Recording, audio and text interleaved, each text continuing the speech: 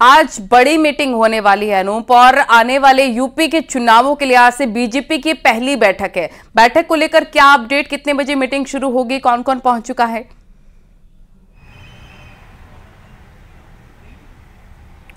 देखिए, आपको बता दूं कि अभी चुनाव के तारीखों की घोषणा नहीं हुई है और उससे पहले ही बीजेपी आज पहली जो है केंद्रीय चुनाव समिति की बैठक कर रही है।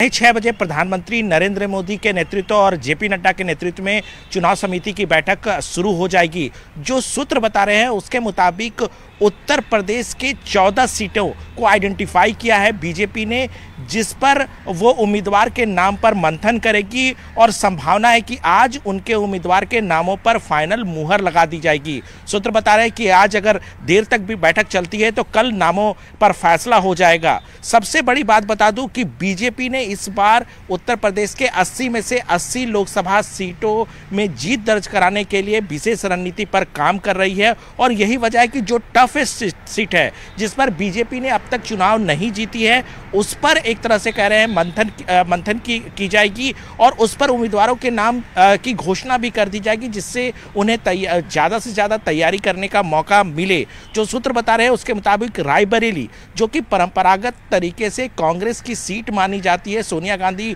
अब तक वहां से लोकसभा सांसद रही हैं, बीजेपी के लिए बहुत ही कठिन सीट के तौर पर बीजेपी इसको देखती है। दूसरा सीट जो है वो मैनपुरी है, जो सपा का गढ़ माना जाता है और आपने देखा होगा किस तरीके से वहां मुलायम सिंह यादव सांसद रहे या फिर मुलायम सिंह परिवार के जो लोग हैं वो वहां के सांसद रहे। तो बीजेपी चाहती है कि जो परंपरागत विरोधी पार्टियों की जो सीटें हैं, संभल है, जिसमें बीजेपी अब तक नहीं जीत पाई है, उस पर जो है वो मुहर लगाई जाए और उसको किसी भी तरीके से जीता जाए, क्योंकि बीजेपी 80 में से 80 सीट जो है वो जीतना चाहती है और इस पर एक विशेष रणनीति के तौर पर काम बीजेपी कर रही है और जाहिर सी बात है आज उस पर मुहर लगाई जाएगी। कल नामों की घोषणा उन जो सीटें हैं उस पर की जाएगी और जो नाम का जो फैसला होगा उसमें पहला नाम जो है वो प्रधानमंत्री नरेंद्र मोदी का होगा। किस सीट से वो चुनाव लड़ते हैं अभी देखिए, सीईसी की बैठक जब खत्म हो जाएगी तब पता चल जाएगा। हालांकि बनारस वो कंटिन्यू करेंगे,